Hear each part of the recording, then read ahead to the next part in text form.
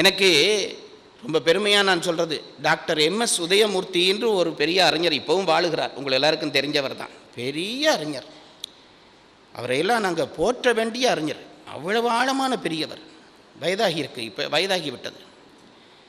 அவர் எனக்கு ஒரு செய்தி சொன்னார் சார், நான் ரொம்ப வியந்து போனேன். அவர் ரசாயனத்திலே, கெமிஸ்ட்ரியிலே டாக்டரேட் பட்டம் பெற்றவர், அமெரிக்காவிலே பேராசிரியராக கடமையாற்றியவர், அதற்கு பிறகு பல காலம் அங்கே வேற தொழில்துறைகள் செய்து வந்தவர், பெரிய செல்வந்தர். அவருக்கு எந்த குறையும் இல்லை. இப்ப தனியே ஒரு வீடு கட்டி வந்து உட்கார்ந்து இருக்கிறார். அவர் எனக்கு ஒரு முறை என்னை சந்தித்து என்னோடு பேசுகிற பொழுது ஒரு செய்தி சொன்னார். அவர் அமெரிக்காவில் இருந்த பொழுது அவருக்கு ஒரே ஒரு அக்கா சகோதரி, ஒரு சகோதரி. அந்த சகோதரிக்கு ஒரு மகள். அந்த மகள் அவளுக்கு ஒரு 10-12 வயதாக இருக்கிற பொழுது ஒரு நாள் வயிற்று வலி என்று ரொம்ப துடித்திருக்கிறாள். அவளை ஒரு டாக்டரிடம் கூட்டிக் கொண்டு போயிருக்கிறார்கள். டாக்டர் சோதித்து விட்டு பெரிய டாக்டரிடம் காட்டுங்கள் என்று அனுப்பியிருக்கிறார். பெரிய டாக்டர் பார்த்து விட்டு ரிப்போர்ட் வருகிறது, இவளுக்கு என்னவென்றால் வயிற்றிலே கடுமையான ஒரு கேன்சர். அது உலகத்திலே பல பேருக்கு ஒருத்தர், பல பேரில் ஒருத்தருக்கு வருகிற நோய் என்றார். மிக கடுமையான நோய். டாக்டர்கள் அதை உடனே பல டாக்டரிடம் காட்டி, எனக்கு வசதி பெற்ற குடும்பம், பல டாக்டரிடம் காட்டி எல்லாருமாக தீர்மானம் பண்ணினார்கள். என்ன தீர்மானம் பண்ணினார்கள்? இந்த குழந்தை வாழப்போகிற மாதம் 4-5 மாதங்கள் தான் தீர்மானம் பண்ணினார். வைத்தியர்கள் சொல்லிவிட்டு போகலாம், பெற்ற தாயினுடைய நெஞ்சு பதறுமா இல்லையா? அவள் துடித்து, ஒரே தம்பி இவர் MS உதயமூர்த்தி, அவருக்கு அமெரிக்காவுக்கு கடிதம் போட்டாள். என் பிள்ளைக்கு இப்படி சொல்லிவிட்டார்களப்பா, நான் என்ன செய்வதென்று தெரியாமல் தவிக்கிறேன் என்று கடிதம் போட்டார். இது எனக்கு அவரே சொன்ன செய்தி. அவர் பார்த்தார், இந்த செய்தியை கேட்டவுடனே அக்கா மேலே அவருக்கு ரொம்ப உயிர். இப்படி ஆயிட்டுதே அக்காவுக்கு. அந்த ரிப்போர்ட் எல்லாம் அனுப்ப சொன்னார். அதை அனுப்பி அங்கே உள்ள டாக்டர்ஸ் எல்லாம் காட்டி பார்த்தார். எல்லாரும் ஒரே முடிவு சொன்னார்கள், இந்த பிள்ளை இவ்வளவு காலம்தான் வாழ முடியும். இப்போ இவர் என்ன நினைச்சாராம், ஆனாலும் நான் போய் என்னுடைய அக்காவுக்கு ஒரு ஆறுதல் பண்ண வேண்டும் என்று நினைச்சு அமெரிக்காவிலிருந்து புறப்பட்டு இங்கே வந்தார். ஒரு அனுபவத்துக்காக சொல்லுகிறேன். நான் சொல்லுறது உண்டு, புத்தகத்தில் படிக்கிறதை விட வாழ்க்கையில் எத்தனை படிக்கிறோம். இப்போ அங்கிருந்து இங்கே வந்த உடனே தமக்கைக்கு ஆறுதல் சொல்லி பார்த்தார். அவளோ ஒரு பிள்ளையை இழக்கிறது தாங்கக்கூடியதா? அது தாங்க முடியவில்லை. இப்போ இந்த அக்கா ஒரு செய்தி சொன்னாலாம், திருவண்ணாமலையிலே விசிறிச்சாமியார் என்று ஒரு சாமியார் இருக்கிறார், அவரிடம் போனால் நோய் மாறும் என்று சில பேர் அயலில் சொல்லுகிறார்கள். தம்பி, என்னை அழைத்து கொண்டு போகிறாயா பிள்ளையும் என்னையும் என்று அவர் கேட்டிருக்கிறார்.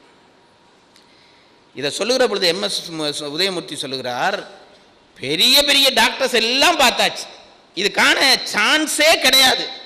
ஒருத்தர் 2 பேர் பார்த்ததில்லை, எல்லாரும் பார்த்து சான்ஸே கிடையாது. அப்ப இவர் என்ன பண்ணி இருக்கிறார், அது ஒன்றும் நடக்காது என்றது தனக்கு தெரிகிறதாம். ஆனாலும் அவளுடைய ஆறுதலுக்காக நான் கூட்டிக் கொண்டு போகிறேன் என்று ஒரு கார் பிடித்து இந்த பிள்ளையை மேற்றிக்கொண்டு, அண்மையில் தான் அந்த விசிறிச்சாமியார் சமாதியானார், நீங்கள் கேள்விப்பட்டிருப்பீர்கள். இந்த பிள்ளையையும் தாயையும் ஏற்றிக்கொண்டு இவரும் போகிறார்கள். ஒரு மாலை பொழுதிலே இரவு பொருளே புறப்பட்டு போய் சேர்ந்து அங்கு விடிய காலையிலே திருவண்ணாமலையில் போய் இறங்கினார்களாம். அங்கே ஒரு ஹோட்டலில் ரூம் எடுத்து தங்கி குளித்து உடை மாற்றிக்கொண்டு 3 பேருமாக இந்த மடத்துக்கு வருகிறார்களாம். பாருங்க, நாங்கள் இப்போ எல்லாம் கொஞ்சம் படிச்சுட்டு பெரிய பெரிய விஞ்ஞான கதை சொல்கிறோம். அவர் விஞ்ஞானத்தில் அவ்வளவு படித்தவர் சொல்கிறார், மடத்துக்கு போகிற பொழுது மடத்து கதவு வாசலை திறந்தார்களாம். அந்த நேரம் பார்த்து யாரோ ஒருத்தர் வந்து கதவை திறக்க, இது நல்ல சகுனமாயிற்றே என்று தான் நினைத்தாராம் என்று MS உதயமூர்த்தி சொல்லுகிறார்.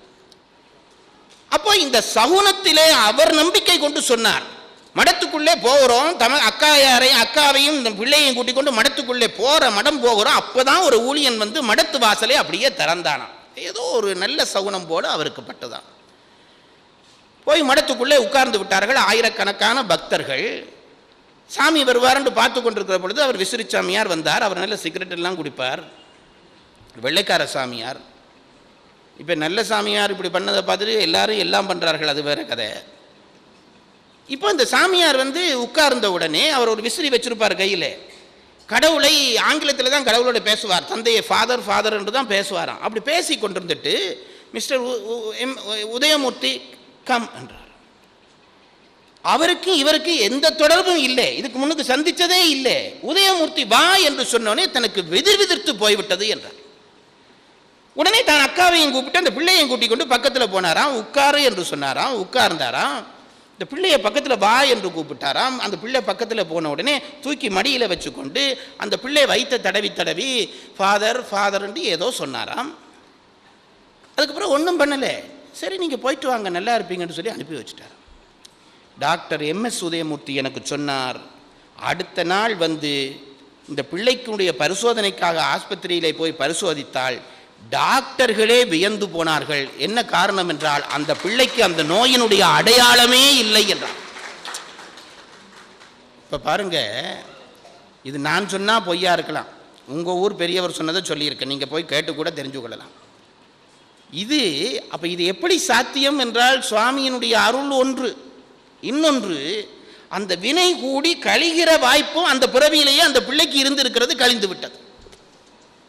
அப்போ நாம் அதை புரிந்து கொள்ள வேண்டும். ஆகவே பிணி வந்து விட்டால் அது அஞ்ச தேவையில்லை. இறைவனை தொழுது கொண்டே இரு, தொழுது கொண்டே இரு. அது மற்றவர்கள் சொல்லக்கூட வேண்டாம், வேற என்ன என்றாலும் சொன்னாதான் செய்வான். நோய் வந்தால் கடவுளை கும்பிடு என்பதற்கு உபதேசமே தேவையில்லை, அவனவனா கும்பிடுவான்.